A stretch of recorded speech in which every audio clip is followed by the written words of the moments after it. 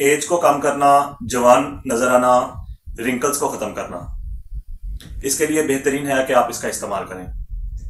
अस्सलाम वालेकुम वरहमतुल्लाह, मैं हूं आपका मेजबान हकीम रिजवान। ये चीज सलाजीत है। सलाजीत को हमेशा मर्दों की प्रॉब्लम्स के साथ इसको जोड़ा जाता है, हालांकि ये खवातीन के लकोरिया के लिए भी बहुत अच्छी चीज है और जोड़ों के दर्द के लिए भी, बच्चों बड़ों के लिए बहुत ही आला चीज है।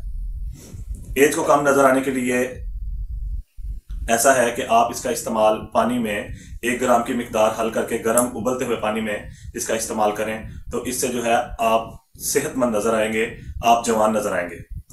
चेहरे पे जो झुर्रियां, रिंकल्स नजर आते हैं, इसके लिए भी आप इसको दूध में 1 ग्राम की मिकदार में मिक्स करके, असल आपको सलाजीत तलाश करनी पड़ेगी।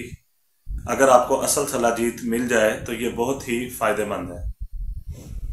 खवातीन के मसाइल के लिए ये बहुत आला है। अगर लिकोरिया का मसला है तो इसको दूध या पानी में गर्म में हल करके आप इसका इस्तेमाल करें।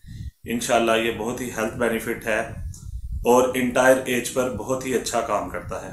अगर आप समझते हैं कि आप किसी की मदद करना चाहते हैं तो आप इस वीडियो को दूसरों तक पहुंचाएं।